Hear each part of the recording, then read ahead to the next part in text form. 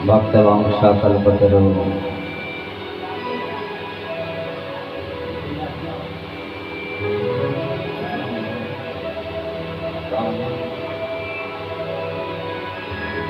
श्री बालकृष्ण प्रभु के वांग्मय प्रतिमूर्ति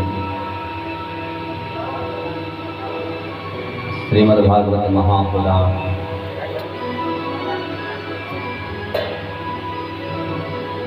अदृश्य अधेय निर्गुण निराकार सगुण साकार परब्रह्म परमात्मा आप सबके हृदय में विराजमान इस परब्रह्म परमात्मा को नमन करते हुए संत श्री सत्यनारायण गिरि जी महाराज के पावन सानिध्य में रजनी देवी मंदिर समिति के पावन आयोजन संयोजन में समस्त क्षेत्रवासियों के पावन सहयोग से विदवत आचार्य जन की पावन सन्निधि में भगवती रजनी देवी की सुदिव्य प्रांगण में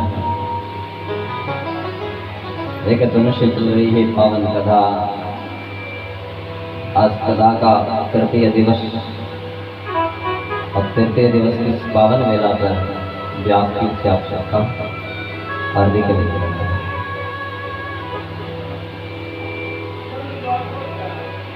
हरि अनंत हरि कथा अनंत। इस प्रकार हम भगवान का पार नहीं लगा सकते। भगवान की जो लीलाएं हैं, भगवान के जो गुण हैं वो अनंत हैं और अपनी किसी में सामर्थ्य ही नहीं है जो उनकी उन गुणों को गा सके।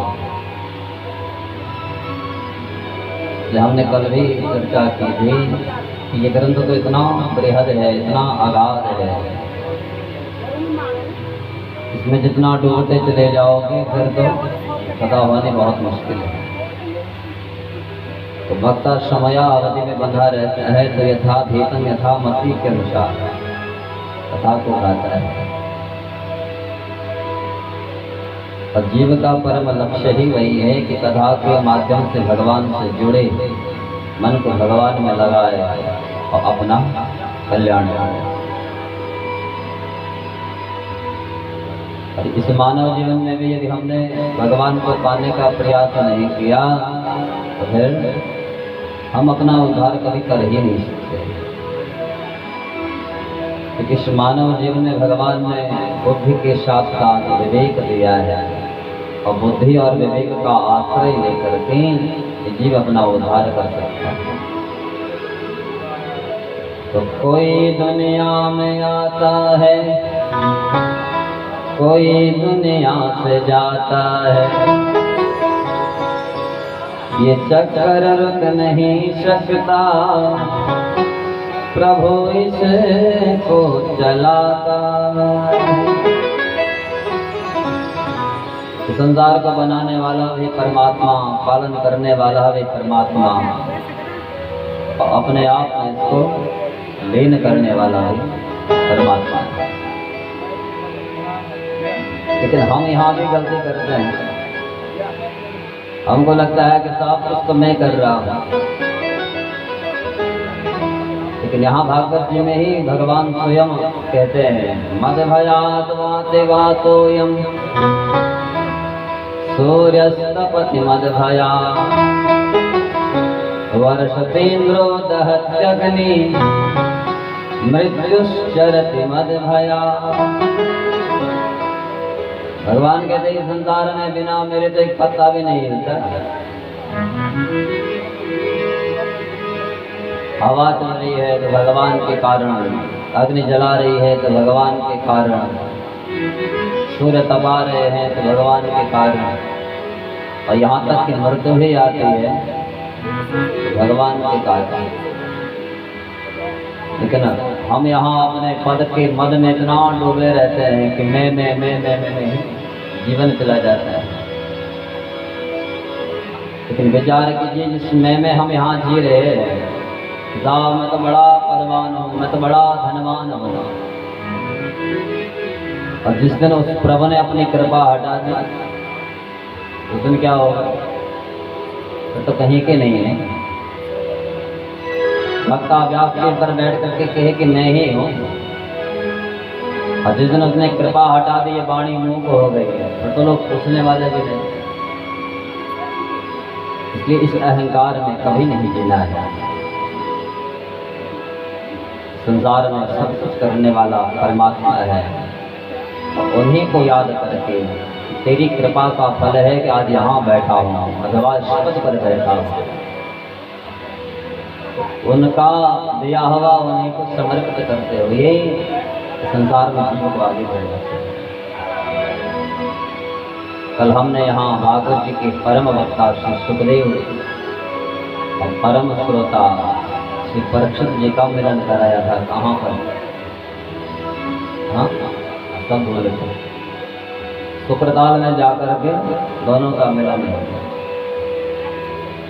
भागवत जी के 3 वक्ता हैं, 3 श्रोता हैं।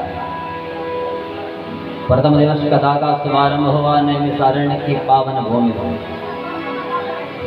वहाँ सूत जी महाराज शौनकाल ऋषियों को ये दिव्य गंगा पिला रहे हैं। उन्हीं के मध्य में एक संवाद आया हमारे हिमालय में, हरिद्वार गंगा जी का पावन तट। सनकाद ऋषि व्यासपीठ पर बैठे हैं और नारद जी वहाँ श्रोता बने हुए। और कल सुखदेव जैसे परमहंस शुक्रताल में जाकर के परीक्षित उनके चरणों में बैठा है और वहाँ प्रश्न करता है कि जिस जीव की मृत्यु निकट आ चुकी है उसको क्या करना चाहिए। तो आज से जो संवाद चलेगा वो सुखदेव और परीक्षित के माध्यम से। परीक्षित कैसा श्रोता है भागवत का, इसको भगवान ने गर्भ में ही दर्शन दे दिए। और आज ऐसी कृपा परीक्षित पर हुई है कि साक्षात भगवान ही शुभ बन करके आए। तत्रागमद भगवान व्यासपुत्रो यदृक्षया गामटमानो नपेक्ष अलक्षलिंगो निजलाभतुष्टो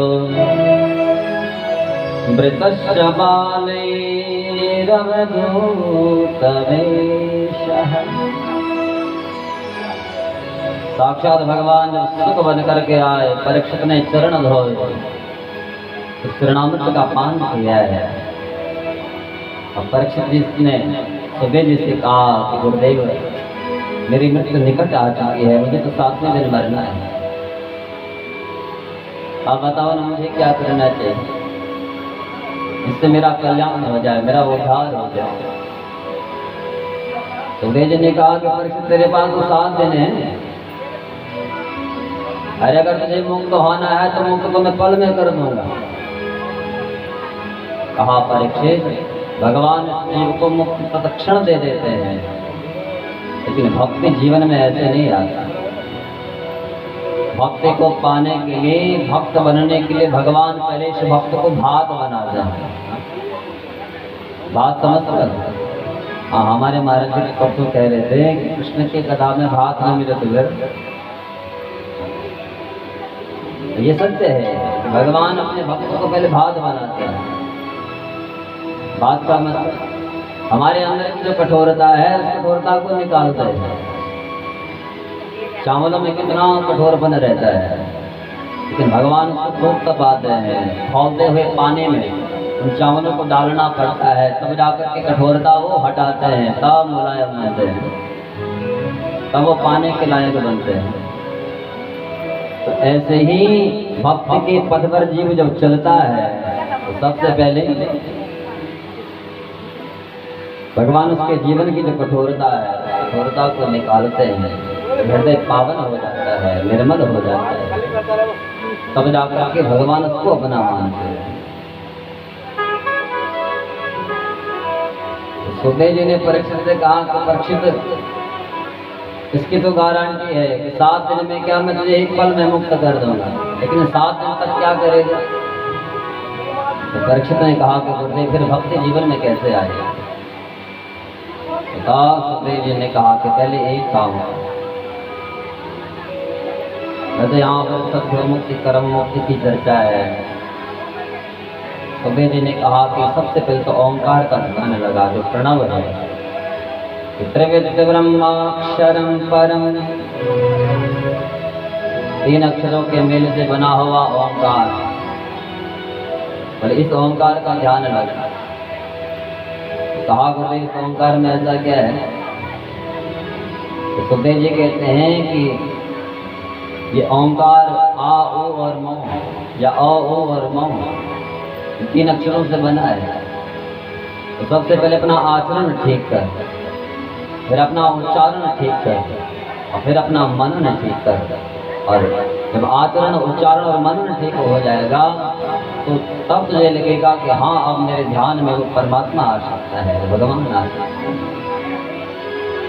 अन्य देवताओं की भी चर्चा की, ज्ञान चाहिए तो शंकर जी का पूजन, ऐसे अन्य देवताओं का खूब वर्णन किया है सुखदेव जी ने परीक्षित के सामने। बाद में परीक्षित ने पूछा कि गुरुदेव ये तो बताओ, ये संसार बना कैसे? सुखदेव जी ने कहा जो प्रश्न तो मुझसे कर रहा है यही प्रश्न एक बार विदुर जी ने मैत्री जी से किया था। तो यहाँ से तृतीय और चतुर्थ स्कंद में जो सृष्टि प्रकरण है, यहाँ विदुर और मैत्री का संवाद है। इसी के साथ द्वितीय स्कंद को यहाँ विराम है, और तृतीय और चतुर्थ स्कंद में विदुर मैत्री के संवाद के माध्यम से सुखदेव जी ने परीक्षित से कहा कि परीक्षित, विदुर जी ने मैत्री जी से भी यही प्रश्न किया था कि संसार बना कैसे? तो परीक्षित ने कहा कि विदुर जी मैत्री जी को मिले कैसे? सुखदेव जी कहते हैं कि परीक्षित, जिस समय विदुर का अपमान किया था दुर्योधन ने, दासी पुत्र कहकर के पुकारा था, तो विदुर जी ने अपने चरणों की चरण पादुका कौरवों के सिंह द्वार पर छोड़ करके तीर्थाटन के लिए प्रस्थान कर लिया था। उस समय सुखदेव जी कहते हैं कि केवल विदुर जी नहीं गए थे, कौरवों का जो पुण्य था वो भी विदुर जी के साथ चला गया।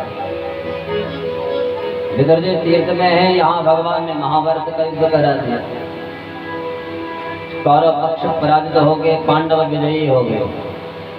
और विदुर जी तीर्थ में ही है, भगवान ने लीला का भी संवरण कर दिया, स्वधाम को भी चले गए। और तब विदुर जी वापस आए। एक दिन वृंदावन में उद्धव जी से विदुर जी की भेंट हुई। तो विदुर जी ने वहां उद्धव से पूछा कि अरे उद्धव, तो हमारा कृष्ण कैसा है? उद्धव जी ने जो कृष्ण का नाम सुना तो नेत्र एकदम सजल हो गए। विदुर जी ने कहा कि उद्धव क्या होगा? उद्धव जी कहते हैं कि विदुर, इस कृष्ण की तुम चर्चा कर रहे हो, तो कृष्ण तो हमको छोड़कर के सुधाम चला गया। जो विदुर जी ने सुना कि कृष्ण धरती को छोड़कर के सुधाम गमन कर चुके हैं, तो विदुर जी के भी नेत्र सजल हो गए, बहुत कहा कि उद्धव, क्या उस कृष्ण ने मुझे याद नहीं किया? उद्धव जी ने कहा कि जिस समय भगवान सुधाम गमन कर रहे थे, उस समय भगवान ने मुझसे कहा था कि मेरा जो विदुर है ना, वो तीर्थ में है, तो जब आएगा तो उसके लिए मैंने मैत्री ऋषि के पास ज्ञान रखा है, और विदुर जी को वहां भेजे। कहा मैत्री जी मिलेंगे कहाँ? तो फिर हिमालय की ओर भेजा, हरिद्वार में आकर के मैत्री जी से वहाँ विदुर जी का मिलन होता है। और फिर विदुर जी ने भी मैत्री जी से यही प्रश्न किया, कहा कि महाराज जी संसार की उत्पत्ति हुई है। यहाँ भागवत जी में तो केवल यहीं से ये सृष्टि प्रकरण है कि भगवान नारायण की नाभि कमल से ब्रह्मा का आकार था, लेकिन शिव पुराण में थोड़ा अलग है। शिव पुराण में तो लिखा है कि जब संसार में कुछ नहीं था, एक तेज पुंज प्रकट हो गया। उस तेज पुंज के अंदर से ओंकार की उत्पत्ति है, वहीं से भगवान शंकर प्रकट हुए। भगवान शंकर ने फिर काली को प्रकट किया, तो त्रिशूल को प्रकट किया, रहने के लिए काशी को प्रकट किया। उस काशी को त्रिशूल में अवस्थित करके भगवती काली को लेकर के काशी में चले गए। भगवती काली ने बोला कि आपने मुझे क्यों प्रकट किया है? भगवान शंकर कहते हैं कि देवी मैं संसार को बनाना चाहता है। तो बोले बनाओगे कैसे? तो भोले बाबा ने अपने दोनों हथेलियों पर अमृत रखा था और उसका मंथन किया और उन हथेलियों से ब्रह्मा और विष्णु का प्राकट्य है, दोनों अचिंत हैं। और ब्रह्मा जी को उठा करके भगवान नारायण की नाभि कमल में डाला। एक संकेत दिया है कि ब्रह्मा के रूप में मैं सृष्टि का बीज बो रहा हूँ। तो कालांतर में भगवान नारायण की नाभि कमल से ब्रह्मा बाहर आया। चारों ओर देखा मुझे बनाने वाला कौन है, लेकिन कहीं कोई दिखाई नहीं। वहां जल के बूंदें टपक रही हैं। ब्रह्मा को लगा कि कोई मुझे संकेत दे रहा है कि भैया तू तप कर। फिर ब्रह्मा ने तप किया, नारायण सामने आया। भगवान नारायण से पूछा कि मुझे किसने बनाया है? भगवान नारायण ने भी कहा कि मुझे ही नहीं पता कि मुझे बनाने वाला कौन है। फिर वहां भगवान शंकर प्रकट हुए, कहा तुम दोनों को मैंने बनाया है। इसलिए भगवान शंकर कहते हैं कि मैं चाहता हूं कि ये सृष्टि का विस्तार हो। तो ब्रह्मा को कहा कि सर्जन तुम्हें करना है, विष्णु को कहा पालन तुम्हें करना है और संहार में स्वयं करूंगा। तो ब्रह्मा ने यहाँ सृष्टि बनाने प्रारंभ की और सबसे पहले मन से 4 पुत्रों को पैदा किया, सनक, सनंदन, सनातन और सनत कुमार। ये 4 भाई प्रकट हुए तो इनसे कहा कि सृष्टि बनाओ। चारों ने लंबे हाथ जोड़े, कहा कि बाबा हमें संसार में नहीं घुसना है, हम तो चले भगवान का भजन करने के। तो चारों भाई बद्रिकाश्रम में चले गए। ब्रह्मा को बड़ा कोप आया, मेरे पुत्र मेरा ही कहना नहीं मान रहे। और उस कोप से भगवान शंकर का ही एक स्वरूप है, इसको हम रुद्र कहते हैं, जो रौद्रावतार है। तो ब्रह्मा के कोप से भगवान का रौद्रावतार रुद्र प्रकट हुए। तो उनसे भी कहा कि सृष्टि बना। तो भगवान रुद्र ने खूब भूत प्रेत बनाया। और ब्रह्मा को लगा कि मैं तो मानवीय सृष्टि चाहता हूँ, यहाँ तो इन्होंने भूत प्रेत बना दिया। जिस सृष्टि की मैं कल्पना कर रहा हूँ ये भूत प्रेत तो उनको नष्ट कर देंगे। इसलिए बोले वहाँ भगवान रुद्र को भी रोका, कहा कि जितना बना दिया उतना रहने दो। फिर भगवान ब्रह्मा ने मरे 4 दस्युओं को प्रकट किया, अब भी संसार आगे नहीं बढ़ा। तब भोले बाबा का ध्यान किया तो भोले बाबा अर्धनारीश्वर रूप में आया। ब्रह्मा ने कहा कि प्रभु ये क्या स्वरूप लेकर के आए हो? भगवान शंकर ने कहा कि ना ब्रह्मा जी, यदि आपको मानवीय सृष्टि आगे बढ़ानी है तो ऐसा ही स्वरूप बनाना पड़ेगा। बिना स्त्री और पुरुष के तुम मानवीय सृष्टि को आगे नहीं बढ़ा सकते। तो तब ब्रह्मा जी ने यहाँ अपने शरीर के 2 भाग किए। दक्षिण भाग से महाराज मन का प्राकट्य है, वाम भाग से महारानी सतरूपा का प्राकट्य है। तब इन दोनों को कहा कि तुम सृष्टि को बनाओ। तो सुखदेव जी कहते हैं कि परीक्षित सृष्टि को तो बनाना चाहते हैं लेकिन पृथ्वी तो है ही। कहा कि बाबा हम रहेंगे कहाँ, पृथ्वी कहाँ चली गई? उस समय एक हिरण्याक्ष नाम का दैत्य पृथ्वी को लेकर के रसातल में चला गया। कहा कि बाबा पृथ्वी तो रसातल में है, हम रहेंगे कहाँ? उसी क्षण भगवान ब्रह्मा को छींक आई और उस छींक से भगवान विष्णु 12 बनकर के प्रकट हुए। 12 भगवान 12 जब रसातल में गए, हिरण्याक्ष को पुकारा। हिरण्याक्ष ने वहाँ भगवान 12 को देखा तो वन गोचर कह करके पुकारता है, तो तुम मुझसे लड़ने आया है? तो ग्वाला है, गायों को चराने वाला। सुखदेव जी कहते हैं कि परीक्षित भगवान उस हिरण्याक्ष इस वाणी को सुनते हैं। कहा कि तू सत्य कह रहा है कि सत्यम वयं भवन गोचरो मृगा, सत्यम वयं भवन गोचरो मृगा, युष्मत् विधान मृगये ग्राम सिंहा। तूने तो ठीक कहा कि मैं वन गोचर हूँ, ग्वाला हूँ, क्योंकि मैं गायों से प्रेम करता हूँ, खूब गायों को चराता हूँ। लेकिन तो भी किसी ग्राम सिंह से कम नहीं है। और ग्राम सिंह शब्द सुन करके लगता है कि गांव का शेर है, लेकिन ग्राम सिंह का अर्थ है कुत्ता। गांव में कुत्तों को आप देखते हो, पहले तो खूब भौंकता है, और जब उसके पास जाओ तो डर के फिर पीछे जाता है। भगवान ने कहा तो मुझे बन बहुत कहता है, मैं तो हूँ, किंतु भी तो गांव का कुत्ता है। इतना जो भगवान ने कहा, इसको बड़ा कोप आया, और फिर भगवान 12 का हिरण्याक्ष का महाघोर युद्ध हो। अंत में जाकर के मुस्पिता का प्रहार करके भगवान ने इस हिरण्याक्ष का वध किया है, पृथ्वी को लेकर के आया और वहाँ मन महाराज को समर्पित किए। तब मन महाराज और महारानी शतरूपा ने इस धरती सृष्टि को बढ़ाया है। 2 बेटा और 3 बेटियां इनके जीवन में आए। आकोति, देवहूति और प्रसूति, 3 बेटियां हैं, और प्रियव्रत और उत्तानपाद 2 बेटा इनके जीवन में आए। तब यहाँ सृष्टि का विस्तार है। लेकिन जिस समय भगवान ब्रह्मा ने शरीर के 2 भाग किए थे, उस समय उस छाया से भी पुत्र पैदा हुआ था, जिनका नाम था कर्दम। और कर्दम से भी पितामह ब्रह्मा ने यही कहा कि जाओ और सृष्टि बनाओ। लेकिन स्त्री तो है ही, मानवीय सृष्टि बढ़ेगी कैसे? तो कहा भगवान का भजन कर, भगवान जब मिलेंगे उनसे स्त्री मांगना, और फिर उसके साथ विवाह करना, फिर संसार को बढ़ाना। तो कर्दम जी महाराज ने भगवान का भजन किया, और एक दिन भगवान सामने आए। कर्दम जी ने वहाँ भगवान की दिव्य आभा प्रभा का दर्शन किया। तो बोले कैसे हैं वो भगवान? सतम विरज मरकाभम, कतम विरज मरकाभम, श्रुत पद्मोपलसरजम, नीलानकप्रात वक्राब्जं विरजोंबरम। दिव्य मूर्ति का दर्शन करते हैं कर्दम जी महाराज सामने, बड़ी तेजोमय है। ऐसा लगता है कि ऐसी दिव्य कांति मां भगवान के शरीर से निकल रही है। करोड़ों सूर्य मानो भगवान के शरीर में बैठे हैं।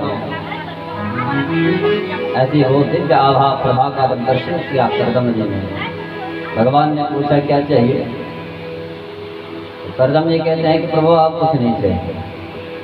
जिस समय यहाँ भजन करने के लिए आया था, मन में एक भाव था, आप मिलेंगे तो आपसे स्त्री मांगूंगा। लेकिन अब आपको देख लिया ना, मुझे कुछ नहीं चाहिए। जीव कर्म बंधन से मुक्त होने के लिए तुम्हारा भजन करता है, और मुझे तो तुम साक्षात सामने खड़े दिख रहे हो। अब मुझे मैं और क्या मांगूंगा? कर्दम जी की वाणी है, जुष्टम बताद्याखिल शस्परासे, सांसेद्यमक्षणो स्तव दर्शनान्, यद्दर्शनं जन्मभिरेत्य शतभिः, रासासते योगिनो रूढियोगा। कहा प्रभु यद्दर्शन, इस समय मैंने आपका दर्शन किया, स्वरूप का दर्शन किया है, उसमें मुझे लगा था मैं कितना मूर्खता यहाँ संसार की वासना को लेकर के बैठा कि आप मिलेंगे, स्त्री मांगूंगा था, संसार को आगे बढ़ाऊंगा। ने कहा प्रभु आपको देख लिया है, अब मुझे कुछ नहीं चाहिए। भगवान ने कहा ऐसा नहीं है। जिस समय तो यहाँ भजन करने के लिए आया था, स्त्री की कामना लेकर के आया, इसलिए मैंने तेरे स्वभाव को शिक्षण पूर्ण कर लिया था। मैंने तेरे लिए एक स्त्री बनाई है जिसका नाम है देवहूत। तो मैं देवहूत के साथ विवाह करता है और फिर संसार को आगे बढ़ाना है। कर्दम जी ने कहा प्रभु आप स्वयं भगवान मुझे संसार में फंसा रहा है, लोग क्या कहेंगे? भगवान ने कहा ऐसा नहीं है, अगर तेरी यही इच्छा है मुझे पाने की तो मैं तुझे वचन देता हूँ, तेरे यहाँ तेरा पुत्र बन करके आओ। सुखदेव जी कहते हैं कि परीक्षित, जो कर्दम जी ने सुना कि वो भगवान मेरे यहाँ मेरा पुत्र बन करके आ रहा है, तुरंत भगवान को प्रणाम किया, भगवान तो अदृश्य हो गए। कर्दम जी महाराज अपने बिंदु सरोवर में आए, कुटिया बना करके वहाँ रहने लगे। एक दिन देवहूति को जब पता लगा कि उनके लिए भगवान ने कर्दम जी को बनाया है, अपने पिता के पास में आया, अपने पिता से कहा कि पिताजी मुझे विवाह तो कर्दम जी के ही साथ में करना है। तो मन महाराज ने कहा क्या तुमने उनको देखा है? देवहूति कहती हैं देखा तो नहीं।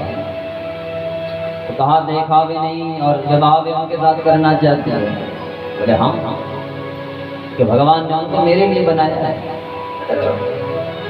तो पिता के अंदर भाव रहता है, इस घर में मैं अपने बेटे को दे रहा हूँ, परिवार कैसा है, लड़का कैसा है, क्या करता है। एक दिन बाहरी बात जैसे आजकल हम लोग करते हैं, कहीं रिश्ता बन रहा हो तो पहले बाहरी बात पता करते हैं, वो परिवार कैसा है, तो लोगों से पूछते हैं। ऐसे यहाँ भागवत जी में लिखा है कि कर्दम, यहाँ मन महाराज के अंदर भाव आया कि पहले कर्दम जी को देखूं तो बड़ी। तो मनो चंदन मास्थाय शातकौम परीक्षतम आरोप्य स्वाम दोहितरम सभाजा पर्यटन महे। एक बार घूमते घूमते मन महाराज अपनी पत्नी शत्रुपा और बेटी देवहूति को लेकर के कर्दम जी की कुटिया के पास में आए। अभी कुटिया के अंदर गए नहीं है, बाहर से कुटिया को देखा तो समझ गए तो कोई संत है। देवहूति से कहा कि देवहूति जिनके साथ तो विवाह करना चाहते हैं तो बड़े महात्मा है, देखो ना ऐसी कुटिया में रहते हैं, क्या फिर भी इनके साथ विवाह करेगा? देवहूति ने कहा कि पिताजी आपको मन बना दिया। साहब अपनी बेटी के भाव को पढ़ा महाराज दोनों ने, फिर अंदर गए। वहाँ क्या देखते हैं, कर्दम जी के स्वरूप का दर्शन किया। तो बोले कैसे हैं कर्दम जी? तो बिल्कुल हमारे महाराज जी की तरह लंबी लंबी जटाएं हैं, माथे पर त्रिपुंड लगा रखा है। प्रांसुम पद्मपलासाक्षम, प्रांसुम पद्मपलासाक्षम जटिलम क्षीरवाससम। लंबे लंबे जटाएं हैं कर्दम जी की। मन महाराज ने उस दृश्य को देखा, कहा कि बेटी महास्वरूप का दर्शन कर रही है, क्या अब भी नहीं हो जाती है? लेकिन देवहूति की शब्द देखिए, देवहूति अपने पिताजी से कहती है कि पिताजी जिनके जीवन में शंस जैसा पति आ जाए उनको और क्या चाहिए? अरे उनका तो कल्याण होगा ही होगा, साथ में हमारा भी उद्धार हो जाएगा। इतना जब देवहूति ने कहा तो तब अंदर गए हैं। कर्दम जी ने दूर से आते हुए महाराज मनु, शत्रुपा और देवहूति को देखा। 3 आसन बिछाया, एक आसन अपने होने वाले ससुर के, एक आसन अपने होने वाले सासू माता के, और एक आसन अपने होने वाली पत्नी के। तो मनु महाराज और शत्रुपा तो गए, आसन को ग्रहण किया, उसमें बैठ गए। लेकिन देवहूति ने उस आसन को ग्रहण नहीं किया, उस आसन पर नहीं बैठे, क्योंकि देवहूति को हमारे यहाँ शास्त्रों में पतिव्रता कह करके पुकारा गया। और देवहूति के अंदर भाव आया, जिनको मुझे आसन बिछाना है मैं उनके द्वारा बिछाए हुए आसन पर कैसे बैठ सकते हैं? तो मेरे होने वाले पति हैं।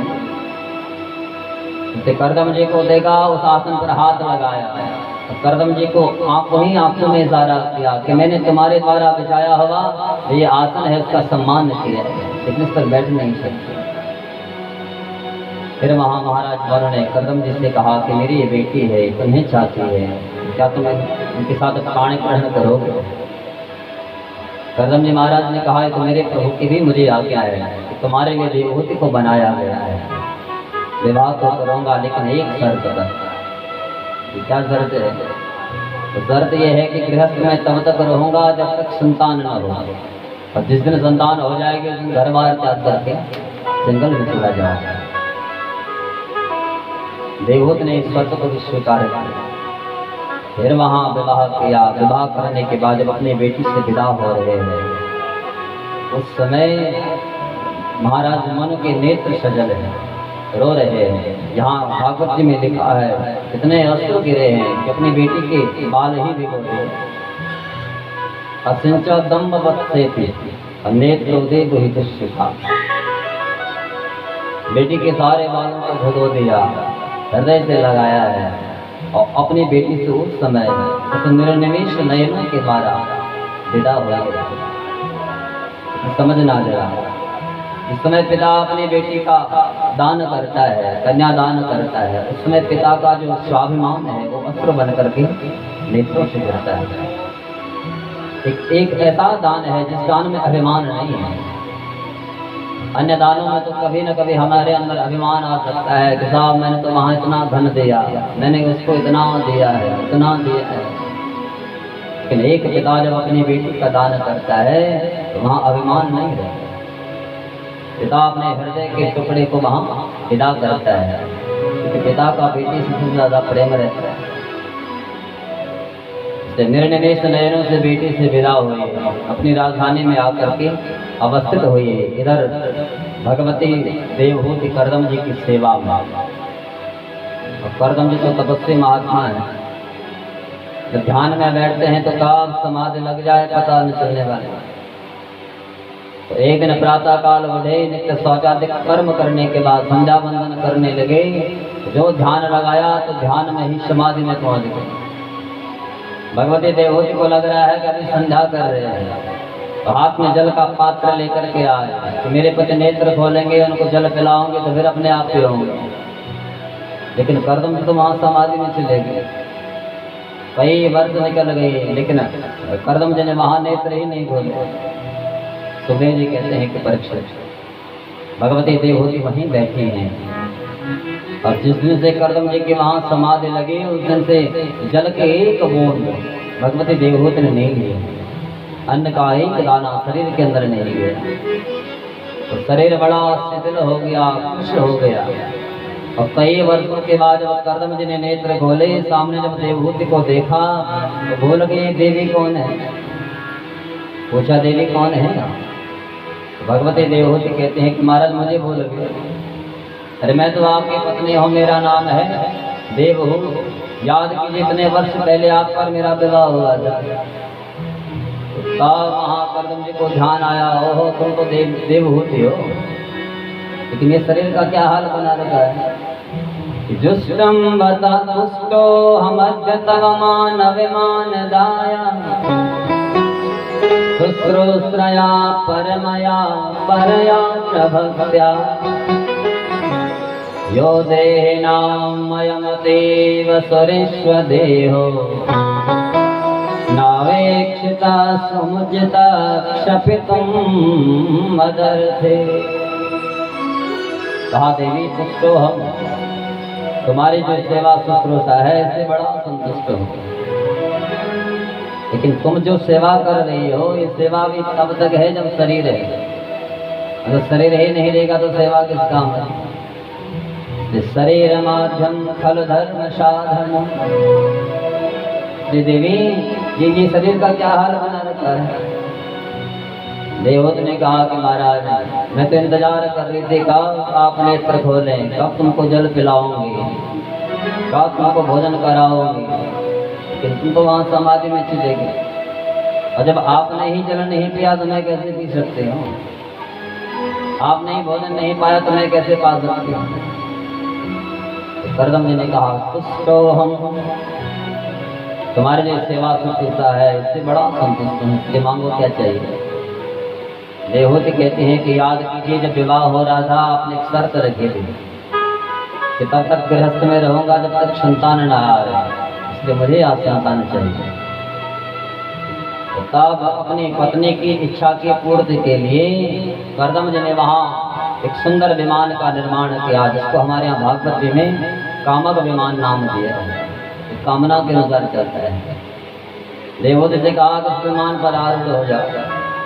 तो भगवती देवहूति जब उस विमान पर चढ़ी तो वहाँ प्रत्येक भोग सामग्री उपलब्ध है। दिव्य बाग उपवन बने हैं, सरोवर बने हैं। देवहूति से कहा उन सरोवरों में डुबकी लगा करके पहले स्नान कीजिए। तो देवहूति ने जो डुबकी लगाए वहाँ हजारों स्त्रियाँ उबटन हाथ में लेकर के प्रकट हो गई। भगवती देवहूति के शरीर पर वो उबटन लगाया।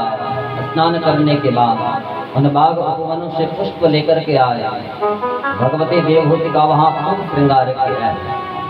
और तब कर्दम जी महाराज उस विमान में आरूढ़ हुए। सैकड़ों वर्ष भगवती देवहूति के साथ वहां विहार किया। 9 कन्याएं जीवन में आई। कर्दम जी को बड़ी आत्मग्लानि कि मैं तो चाह रहा था एक भी संतान होगी, घर बार त्याग करके जंगल में चला जाऊंगा, लेकिन यहाँ तो 9 बेटियां आ गई, फिर भी अपने आप को सन्यासी नहीं बना पाए। तो तुरंत कमंडल उठाया और दौड़ने लगे। भगवती देवहूति दौड़े दौड़े गई। कहा महाराज कहाँ जा रहे हो? कर्दम जी ने कहा कि देवी शर्त याद कीजिए, मैंने कहा था संतान होगी, घर बार त्याग करके जंगल में चला जाऊंगा। तो देवहूति ने कहा मैं जाने के लिए रोक नहीं रही है, लेकिन ये तो बताओ जीवन में 9 बेटियां हैं, इन बेटियों के बर कहाँ से ढूंढोगे? उस समय आकाश मार्ग से ब्रह्मा मरीचादि उन ऋषियों को लेकर के जा रहे थे। 10 बेटा पैदा किए थे, उसमें नारद जी नहीं है। तो 9 बेटा ब्रह्मा जी के साथ विमान पर बैठ करके चल रहे हैं। अब कर्दम जी की दृष्टि उन पर पड़ी। ब्रह्मा जी को कहा कि प्रभु आपके यहाँ 9 बेटा है, मेरे पास 9 बेटियां हैं, यदि आपकी इच्छा हो तो इनका विवाह कर दे। तो पितामह ब्रह्मा ने कहा जो तुम्हारी इच्छा। अपनी उन 9 कन्याओं का विवाह पितामह ब्रह्मा के उन 9 बेटों के साथ कर्दम जी ने किया है। और फिर कमंडल पकड़ा, फिर दौड़ने लगे। फिर देवहूति आए, फिर कर्ण पकड़ ली। कर्दम जी ने कहा क्या हुआ? देवहूति ने कहा कि बेटियां विदा हो गई, तो ससुराल चली गई, आप जंगल में चले जाओगे, मैं किसके सहारे रहूंगा? कहा चाहती क्या हो? देवहूति कहते हैं कि मुझे एक बेटा चाहिए। और कर्दम जी ने जो सुना कि देवहूति बेटा चाहते हैं और भगवान ने तो मुझे कहा है कि तेरे यहाँ तेरा पुत्र बन करके आओगे, और जिस भगवान को ढूंढने के लिए जंगल में जा रहा हूँ वो भगवान तो मेरे ही घर में पैदा हो रहा है। तो तुरंत हाथ में उठाया हुआ कमंडल फेंका, बिंदु सरोवर में बैठे इंतजार किया कब मेरा प्रभु मेरे यहाँ मेरा पुत्र बन करके आ गया। सुखदेव जी कहते हैं कि परीक्षित कालांतर में कर्दम जी के द्वारा भगवती देवहूति ने गर्भ धारण किया। तो साक्षात हरि आकर के भगवती देवहूति की गर्भ गुहा में अवस्थित हुए। लेकिन समझना जरा ये देवहूति कौन है? हमारे यहाँ शास्त्रों में देवहूति के 2 अर्थ हैं। देवान हूयते आहूयते इति देवहूति। या तो यूं कहें कि देवता जिस देवहूति का जहां आवाहन करते हैं हर देवहूति वहां प्रकट हो जाती है, तो वो देवहूति है। या फिर देवहूति के आवाहन करने पर देवता जहां प्रकट हो जाते हैं तो वो देवहूति। तो मानो आज देवहूति ने भगवान का ही आवाहन किया हो और साक्षात भगवान ही आकर के भगवती देवहूति की गर्भ गुहा में अवस्थित हो गए। तो कालांतर में शुभ मंगल मुहूर्त में भगवती देवहूति की गर्भ गुहा से भगवान कपिल बन करके प्रकट हुए। बोले कपिल देव भगवान की। कर्दम जी महाराज को पता लगा कि मेरे यहाँ बेटा हुआ है, साक्षात भगवान आए हैं। हाथ में पूजा की थाल उठाया और प्रसूति का गृह में ही पहुंच गए। और वहां जाकर के प्रभु से कहा प्रभु मैंने आपको पहचान लिया। भगवान ने कहा कौन हो? तो कर्दम जी कहते हैं परम प्रधानम पुरुषम महांतम कालम कविं त्रिवृतं लोकपाल। परम प्रधानम पुरुषम महांतम कालम कविं त्रिवृतं लोकपाल। आत्मानुभूत्या नुगत प्रपंच आत्मानुभूत्या नुगत प्रपंच स्वच्छंद शक्तिं कपिलं प्रपद्ये स्वच्छंद शक्तिं कपिलं प्रपद्ये। कहा प्रभु परम प्रधानम पुरुषम महांतम, आप तो वो हो जो इस प्रकृति से परे रहते हैं, जिनके आदि का पता नहीं, जिनके मध्य का पता नहीं, जिनके अंत का पता नहीं है। आप तो आद्यंत से परे रहने वाले जो सत्ता, अब तो वो नारायण है। बोले प्रभु मैंने आपको पहचान लिया। भगवान ने कहा पहचान लिया? बोले हाँ। तो कहा क्या चाहते हो? करदम जी कहते हैं कि प्रभु बस अब आप में लीन होना चाहते हो। तो भगवान ने कहा जीवन में जितना पुण्य अर्जित किया था उसका फल ये है कि तुम्हारे यहाँ तुम्हारा बेटा बन करके आया है, और यदि मुझ में ही लीन होना है तो घर बार जाकर के जंगल में जाओ, तो वहाँ मेरा भजन करना और फिर मुझे प्राप्त कर लो। करदम जी कहते हैं कि प्रभु जाना तो कब का चाहता हूँ, लेकिन ये देवभूत जाने भी तो नहीं देते। कितनी बार मैंने प्रयास किया, जैसे जाता हूँ चरण पकड़ लेती है। तो भगवान ने कहा चिंता मत करो, माँ को मैं देखूंगा, तुम भजन करने जाओ। तो पिताजी को अकेले ही संन्यास का मार्ग दिखा दिया। लेकिन समझना आ रहा है क्या करदम जी क्या भगवान केवल यहाँ अपने पिताजी का ही उतार जाते थे, जो अकेले करदम जी को वहाँ सन्यासी बना दिया? क्या माँ का उद्धार नहीं चाहते थे? चाहते दोनों का कल्याण है। लेकिन हमारे यहाँ दो आश्रम ऐसे आश्रम हैं जहाँ स्त्री सर्वदा वर्जित है। एक गृहस्थ, एक है ब्रह्मचर्य आश्रम और दूसरा है संन्यास आश्रम। यहाँ स्त्री साथ में होगी तो मन में विकार आएगा, शोभ होगा, तो भजन में